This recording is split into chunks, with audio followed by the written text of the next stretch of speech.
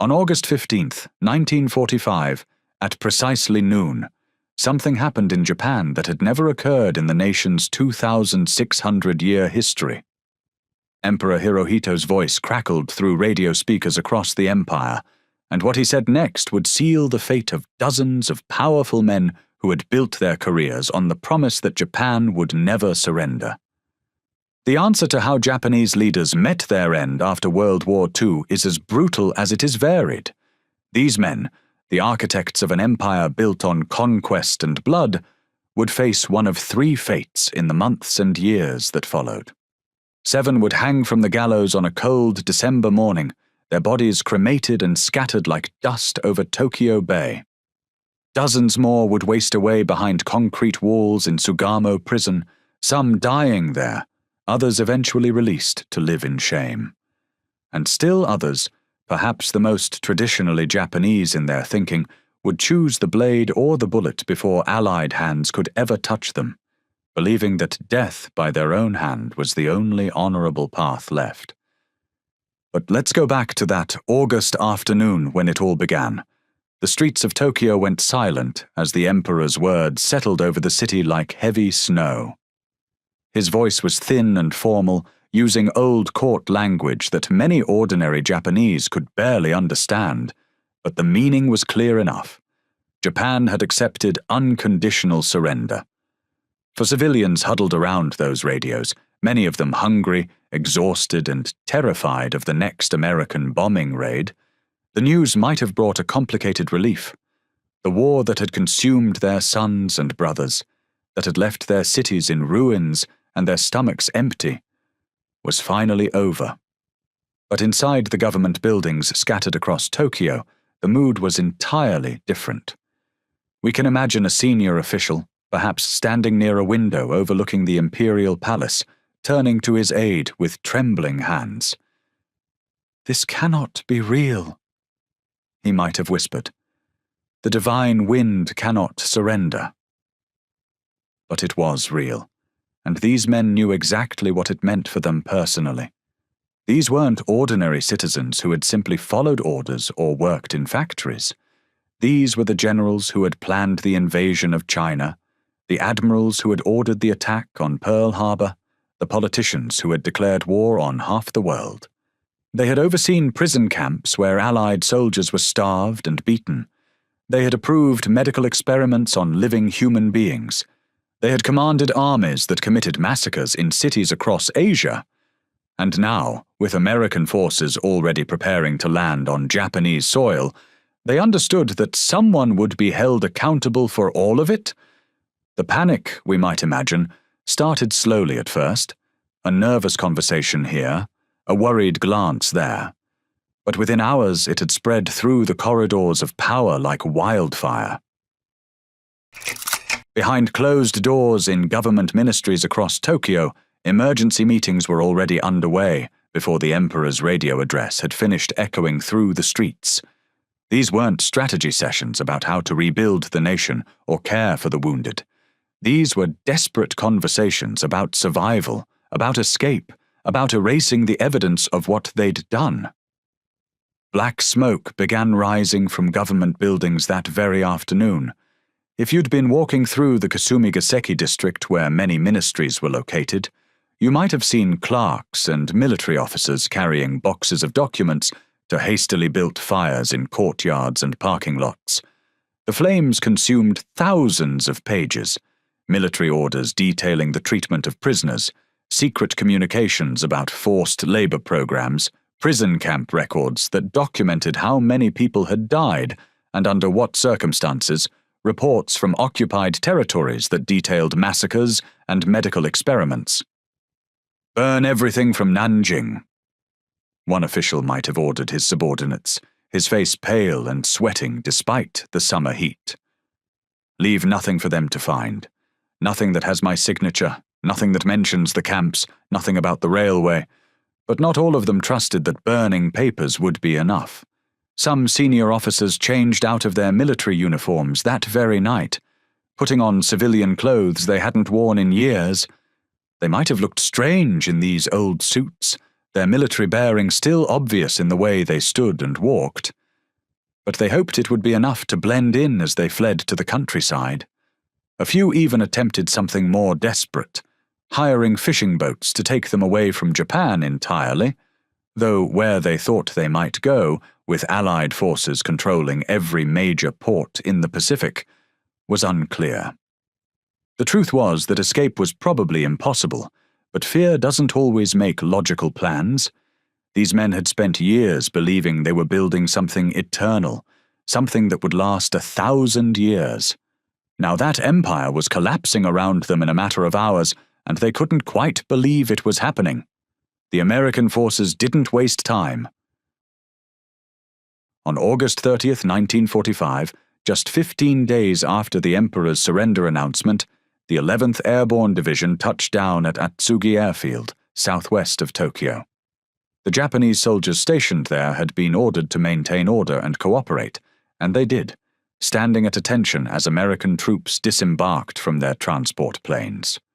3 days later, on September 2nd, 1945, the formal surrender ceremony took place aboard the USS Missouri, anchored in Tokyo Bay.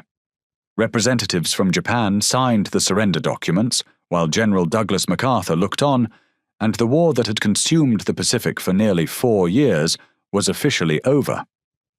But MacArthur himself didn't arrive in Tokyo until shortly after, and when he did, it was with a clear purpose. He established his headquarters in the Dai-ichi building, a modern structure that stood almost directly across from the Imperial Palace. The symbolism wasn't lost on anyone. American power now looked directly at the seat of Japanese tradition. MacArthur's mission was vast and complicated. He was there to reshape Japan completely, to transform it from a militaristic empire into a peaceful democracy. But one of his earliest and most urgent tasks was to ensure that those responsible for the war would face justice. The world was watching, and particularly the nations that had suffered under Japanese occupation wanted to see accountability. In September 1945, MacArthur authorized the creation of what would become known as the International Military Tribunal for the Far East. It was modeled after the Nuremberg trials that were just beginning in Europe against Nazi officials, but this tribunal would focus on the crimes committed across Asia and the Pacific. This wasn't going to be merely an American court. It would be international in scope, representing all the nations that had fought against Japan. The International Military Tribunal for the Far East took shape in September 1945, with its headquarters in Tokyo. Unlike trials held by a single nation, this court united judges and prosecutors from 11 countries that had fought Japan: the United States, the United Kingdom, the Soviet Union, China, Australia, Canada, France, New Zealand, the Netherlands, India, and the Philippines. Each sent one judge and one chief prosecutor. They came with different legal systems, languages, and ideas of justice, yet all understood the historic weight of what they were building. The tribunal created 3 main categories of charges. Class A charges targeted those who planned and directed aggressive war. Class B charges involved conventional war crimes, such as the killing of civilians and the torture of prisoners. Class C charges covered crimes against humanity, including mass murder and forced labor. A defendant could face one or several categories, depending on his role and what he had allowed to happen. One of the first tasks was to create a list of suspects. Investigators moved across Asia, gathering reports from former occupied regions and taking statements from survivors. They reviewed thousands of documents, including military orders and government records. The list grew quickly and included generals who had led invasions, ministers who shaped wartime policy, and diplomats who supported Japan's expansion. Arrests began within weeks and shocked Japan's remaining leadership. Military police arrived with clear orders, leaving no room for negotiation. The most dramatic arrest was that of Hideki Tojo, Japan's former prime minister and war minister. When American troops came to his home on September 11, 1945, Tojo attempted suicide by shooting himself, but the bullet missed his vital organs. American doctors saved him, and once stable, he was taken to Sugamo Prison. Other arrests followed, Koki Hirota, a former foreign minister and prime minister, cooperated quietly. General Heitaro Kimura, linked to harsh treatment of Allied prisoners in Burma, stood emotionless as the charges were read. Seishiro Itagaki, long involved in military operations in China, and Kenji Doihara, a key figure in Japan's expansion into Manchuria, were also detained. In total, 28 individuals were selected to face Class A charges. They were transported to Sugamo Prison, a high-security facility in central Tokyo. Its small, bare cells now held men who had once commanded armies and governed vast territories. We might imagine them sitting alone on narrow bunks, waiting for a future they could no longer control. On May 3, 1946, more than 8 months after Japan's surrender, the long-awaited trials began inside the old War Ministry building in Tokyo. The building had once been a center of wartime power, and now it became the place where that power would be judged. The courtroom was prepared for what many believed would be one of the most important legal events of the century. 11 international judges sat at an elevated bench, while prosecutors, defense lawyers, clerks, and translators worked at long tables below them. In a guarded section sat the 28 defendants, dressed in plain clothes, their faces calm as the charges were read in several languages. From the beginning, the legal process was long and difficult.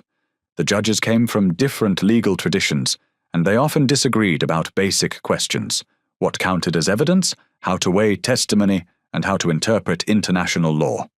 Every statement needed to be translated into Japanese, English, Russian, Chinese, and other languages, which slowed the sessions and sometimes softened the meaning of the words. Each defendant was allowed to answer the charges. Some denied everything, while others admitted their roles but said they had only followed orders. Much early attention focused on Hideki Tojo. When he took the stand, he accepted responsibility for many wartime actions and suggested, carefully, that the emperor had known more than people believed. The prosecution rejected this, arguing that Tojo had held real power and must answer for the decisions he made. As the months passed, prosecutors presented a vast amount of evidence. They showed documents proving the use of forced labor, the killing of civilians, medical experiments on prisoners, and the torture and execution of captured Allied soldiers. They displayed photographs of mass graves and emaciated prisoners, and they read military orders signed by men sitting inside the courtroom. Witnesses came from across Asia and the Pacific. Some were former Japanese officials, others were foreign observers or survivors. One might imagine a British soldier from Singapore describing the horrors of the Burma-Thailand Railway, speaking with a trembling voice as he recalled friends who had died from starvation, disease, or beatings. The trial lasted more than 2 years. As Japan rebuilt outside the courthouse, the judges inside examined the past in painful detail. On November 12, 1948, the Tokyo trials reached their conclusion. 25 defendants remained.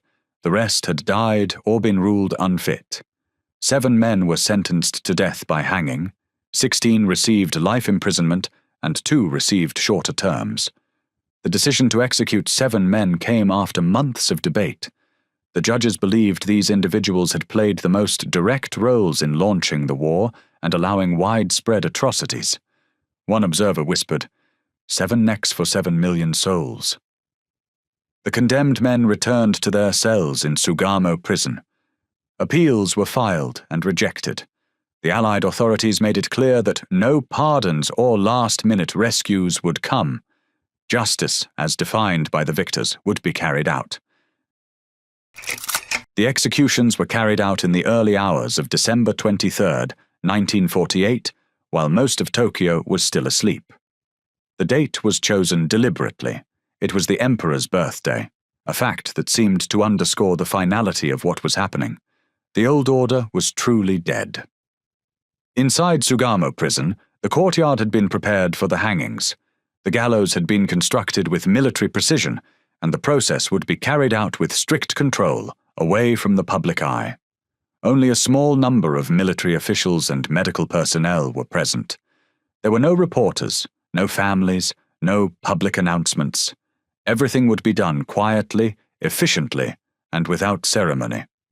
The executions began just before dawn.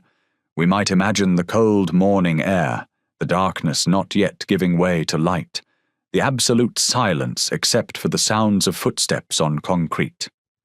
The 7 condemned men were led out one by one, each taken individually to the gallows.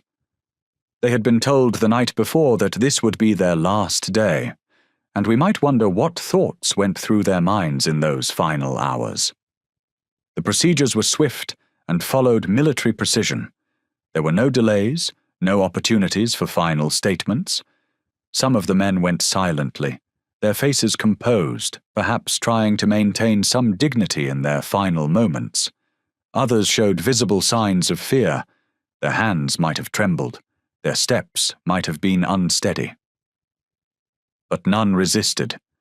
By the end of the morning, all 7 had been executed. One guard who was present that morning later recalled, though we cannot verify his exact words, "Some went silently, others trembled. None resisted. It was over quickly." After the hangings, the bodies were handled with care but without ceremony. They were quickly transported to a crematorium in Tokyo under military escort. The cremation was done immediately, and once the ashes had cooled, they were placed in containers and taken out to Tokyo Bay. There, in the waters where the USS Missouri had anchored for the surrender ceremony just 3 years earlier, the ashes were scattered. This was a deliberate decision by the Allied authorities. They wanted to ensure that there would be no burial sites, no graves that could become places of worship or pilgrimage, no physical locations that could become symbols for those who still believed these men were patriots rather than war criminals. The authorities understood the power that monuments could have. In a country where honoring the dead was deeply important, where shrines and graves were carefully tended, the decision to scatter the ashes at sea effectively erased any possibility of post-war glorification. These men would have no final resting place, no marker to show they had existed. By disposing of the remains in secret and without a trace, the possibility of these execution sites becoming martyrdom symbols was eliminated. The chapter was closed, the page turned, the story ended. Or so the Allies hoped. While the Tokyo trials focused on Japan's highest-ranking political and military leaders, a much broader and more extensive legal effort was unfolding across Asia and the Pacific.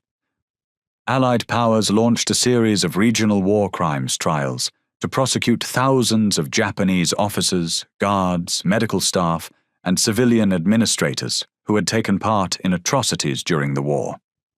These trials were held in the countries that had been directly affected by Japanese occupation, and they dealt with crimes that had occurred on the ground, often far from Tokyo, but no less horrific than anything the top leaders had planned.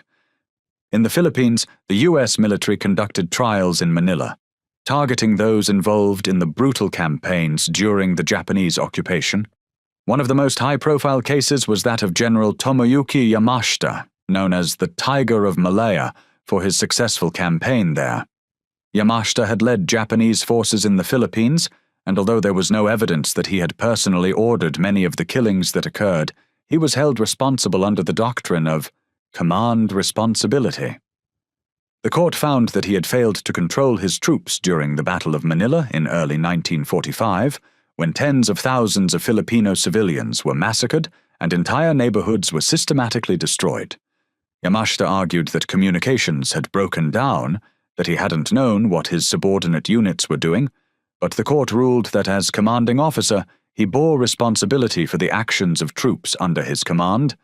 He was sentenced to death and hanged on February 23, 1946. His case set an important legal precedent that would be cited in war crimes cases for decades to come. In China, the nationalist government held dozens of trials in Nanjing, Shanghai, and other cities. These trials addressed a wide range of crimes committed by Japanese troops during their long occupation of Chinese territory. Among the men convicted was Hisao Tane, a lieutenant general who had been involved in the Nanjing massacre of 1937. Tani was found guilty of command responsibility for the murder of tens of thousands of Chinese civilians and was executed in 1947. The Chinese trials also uncovered extensive evidence of forced labor programs, human experimentation by medical units, and the systematic destruction of villages, especially in northern China, where Japanese forces had conducted pacification campaigns that often meant killing anyone suspected of supporting Chinese resistance fighters. In Singapore, British authorities organized trials focusing on crimes against Allied prisoners of war. One major area of investigation was the Burma-Thailand Railway, also known as the Death Railway, where thousands of British, Australian, and Dutch prisoners had been forced to work under brutal conditions. The death rate among these prisoners had been staggering. Perhaps 1 in 4 died during the railway's construction from starvation, disease, exhaustion, or outright execution. Many of the guards and officers responsible for overseeing this work were identified, tried, and sentenced. Some received death sentences, others long terms of imprisonment. British prosecutors also investigated abuses in Changi Prison in Singapore and other detention sites across Southeast Asia, where Allied prisoners had been held. In Papua New Guinea, Australian forces conducted a large number of trials, focusing on atrocities committed against both Allied prisoners of war and native civilians. These trials took place in locations like Rabaul, which had been a major Japanese base during the war. Australia tried more than 300 individuals, and while some were sentenced to death, many received long terms of imprisonment for crimes including summary executions, torture, and forcing prisoners on death marches. Other trials occurred in Burma, in the Dutch East Indies, now Indonesia, in Korea, and in Hong Kong. In each case, the trials aimed to bring justice for massacres, for the forced prostitution of women, the so-called comfort women, for starvation and mistreatment in camps, and for illegal killings of civilians and prisoners. Unlike the Tokyo trials, which were centralized and international in character, these regional trials were carried out by the individual nations that had suffered under Japanese occupation. They often relied on local witnesses and focused on very specific incidents and locations. A trial might focus on what happened in a single prison camp, or on the actions of a particular unit in a particular village. By the time the last of these trials ended in 1951, more than 5,700 Japanese nationals had been charged with war crimes in different regions across Asia and the Pacific. Out of those, approximately 984 were executed. Thousands of others received prison sentences ranging from a few years to life imprisonment. These proceedings formed one of the largest efforts in history to hold individuals accountable for wartime atrocities and helped establish legal standards that would influence how the international community dealt with war crimes in future conflicts. As Japan's surrender became certain in August 1945, a wave of suicides swept through the country's military and political leadership. For many of these men, the idea of facing arrest, public trial, and possible execution at the hands of foreign powers was unbearable. They had built their entire careers on loyalty to the emperor, on military honor, and on the belief that surrender itself was shameful. Rather than submit to judgment by the victors, they chose to end their lives on their own terms. Some committed ritual suicide, seppuku, a method rooted in samurai tradition that involved using a short blade to cut open one's own abdomen. Others used firearms or poison. These acts were seen by some in Japan as a way to maintain dignity, even as the empire collapsed around them. In the days immediately following the emperor's surrender announcement on August 15th, suicide rates among officers spiked dramatically, especially among those stationed in overseas territories or those holding high-ranking positions in Tokyo. Some chose to die in their offices, others in their homes, and still others in military facilities where they had spent their careers. General Toshizo Nishio, who had held important commands in China during the war, was one such figure. Faced with the likelihood of being called to account for actions taken under his leadership, he chose suicide in late 1945. His death went largely unnoticed in the Western press, but was part of a wider pattern of officers attempting to escape justice in the final moments of Japan's imperial era. Perhaps the most significant of these early suicides was that of General Korechika Anami, who served as war minister at the time of surrender. Anami had actually played a critical role in Japan's decision to accept the terms of the Potsdam Declaration. Despite his involvement in the peace process, or perhaps because of it, feeling he had failed in his duty to fight to the last, he took responsibility for the war by committing seppuku on August 15, 1945, just hours after the Emperor's radio announcement. We might imagine Anami in his office that night, perhaps having dismissed his aides, sitting in the traditional position on the floor. His suicide note, if he left one, might have read something like, "I have failed my emperor and my nation. I alone must bear this shame." The ritual would have been conducted with precision, and when his body was found the next morning, it would have been clear that he had followed the ancient forms exactly. In occupied areas like Korea, Taiwan, and parts of China, Japanese commanders took their own lives as Allied forces closed in. Many feared they would be tortured or executed by local resistance fighters or Allied troops seeking revenge for years of brutal occupation. In some cases, entire military units committed group suicides, with commanders encouraging their men to choose death over the disgrace of capture. Suicides were not limited to the highest ranks. Numerous mid-level officers and civilian officials ended their lives quietly, often in their homes, sometimes with their families present. Some left behind notes expressing loyalty to the emperor or regret for the war's outcome.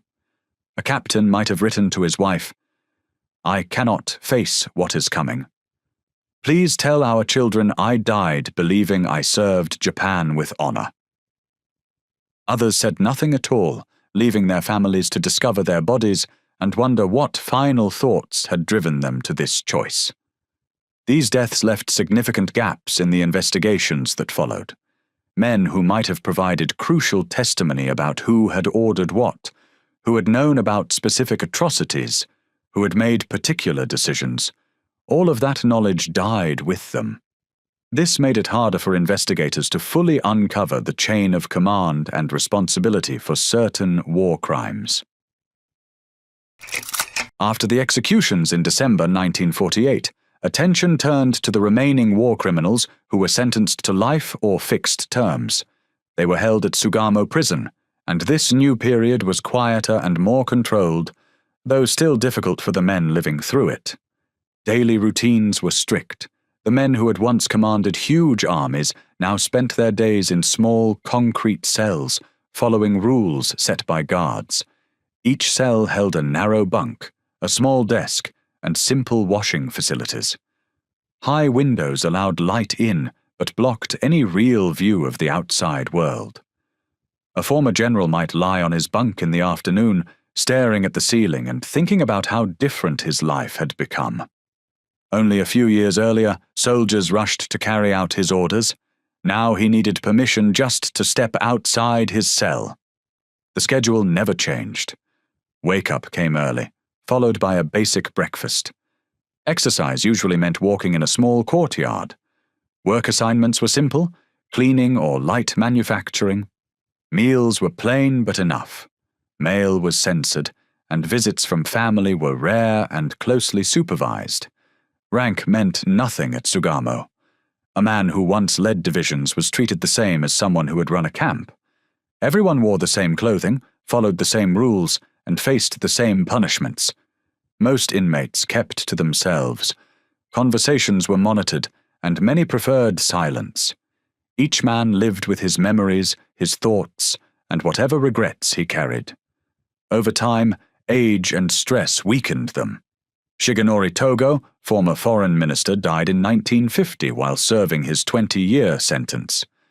Hiranuma Kichiro, a former prime minister, died in 1952 after receiving a life sentence. Meanwhile, the world outside Sugamo was changing.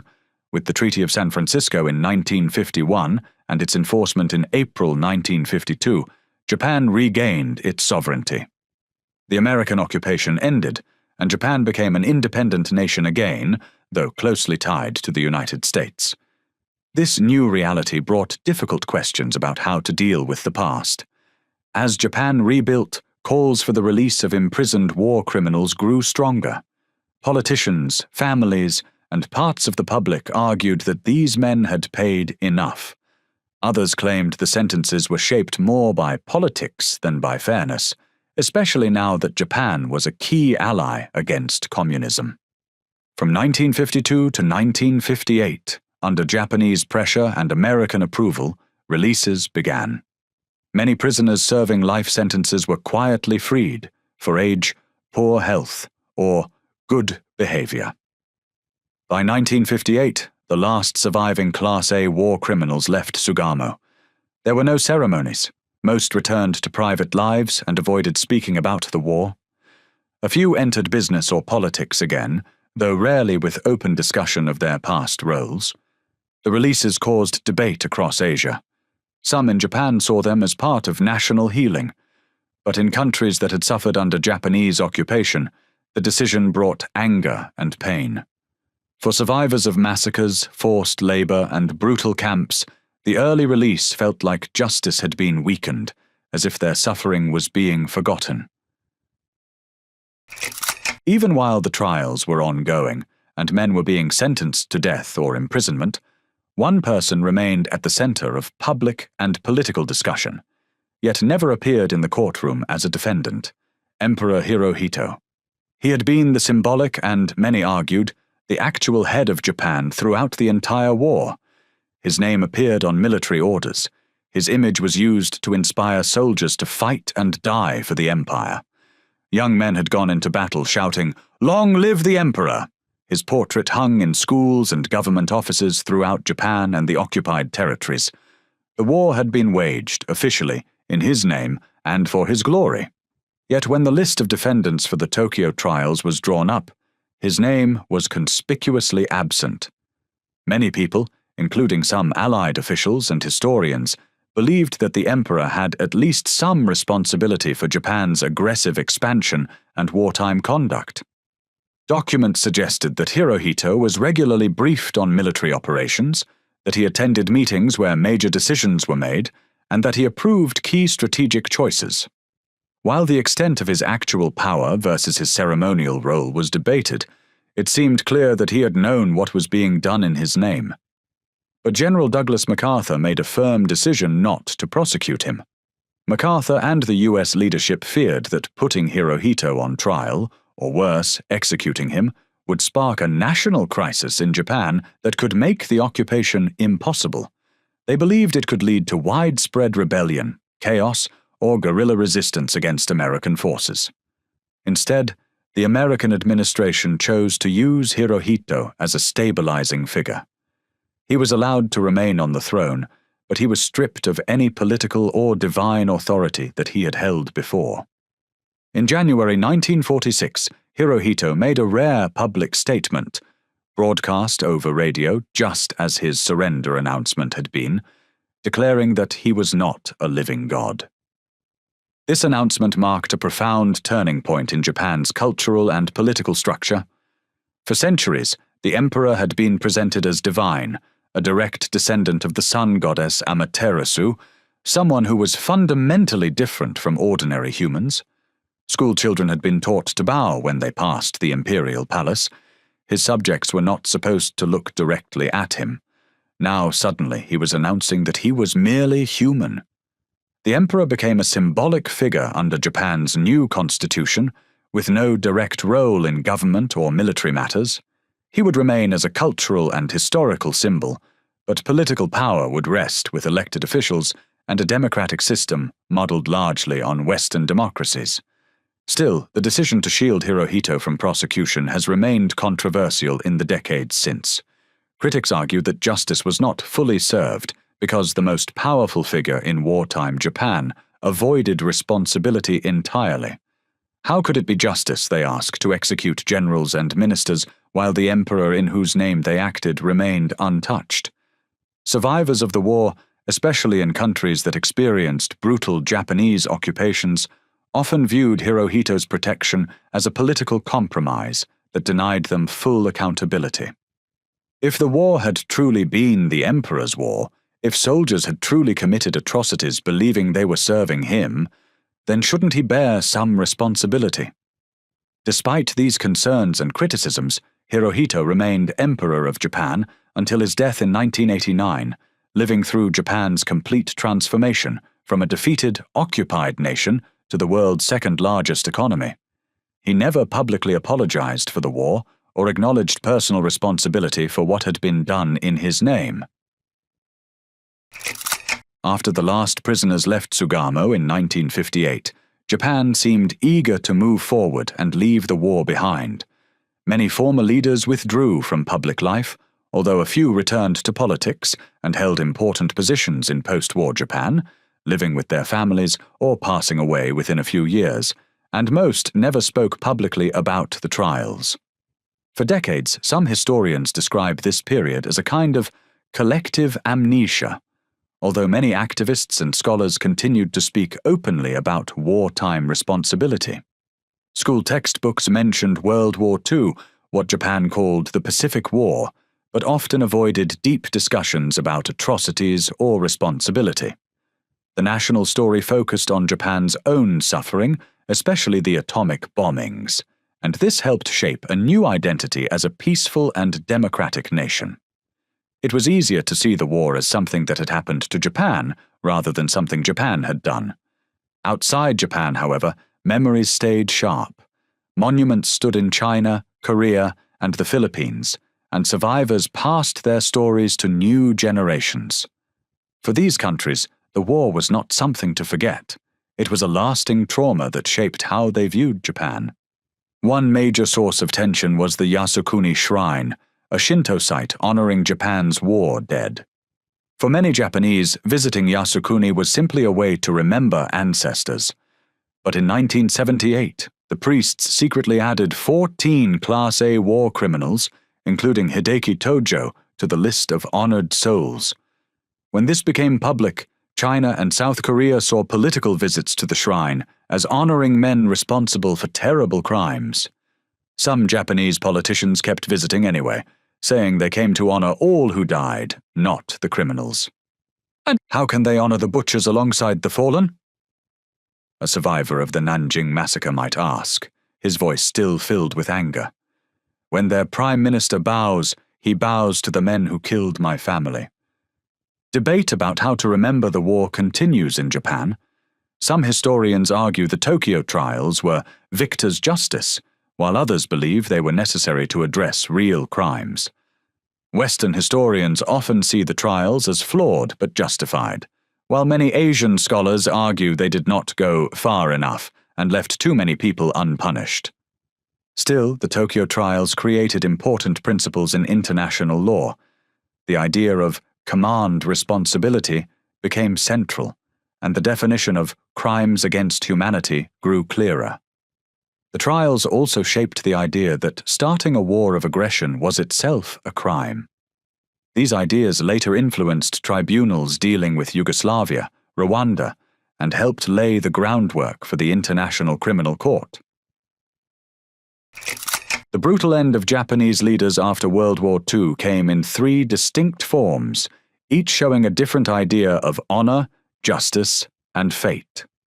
The first path was the gallows.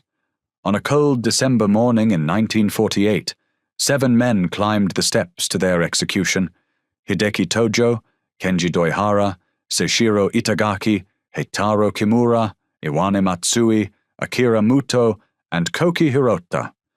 To some, they were criminals who deserved this end. To others, they were patriots punished by the victors. Their bodies were cremated and their ashes scattered in Tokyo Bay, leaving no graves or markers. The Allies tried to remove them from memory, yet memory does not obey orders. The second path was the prison cell. Those who received life sentences faced a slow fading behind concrete walls. Some, like Togo, died in prison, while others, such as Hiranuma, were released early because of illness and passed away shortly after. Others were released years later into a Japan that had changed greatly, and their names were no longer part of everyday public discussion. One former prisoner might have said, "The cell was my coffin. The man I was with died long before the door opened." The third path was the blade or the bullet. General Anami, kneeling in his office after the emperor's surrender announcement, committed seppuku. Others followed the same path, choosing death over trial or execution. They believed this act preserved their honor, though history still debates that belief. More than 75 years later, questions remain. Was justice fully served? 7 men were hanged, many others imprisoned, but the emperor faced no charges. Thousands of lower-level perpetrators returned to normal life, and as the Cold War grew, the urgency to pursue justice weakened. The Tokyo trials created the largest effort up to that time to hold individuals responsible for atrocities. They set legal precedents and offered some closure, but they also left wounds open and many questions unanswered. The end of these leaders reminds us that war's consequences continue long after the guns fall silent. Justice, memory, and reconciliation move slowly, sometimes too slowly. If this story made you think about justice and accountability, share it. Subscribe for more untold stories that textbooks often skip. And tell us, was justice truly served, or was the reckoning incomplete?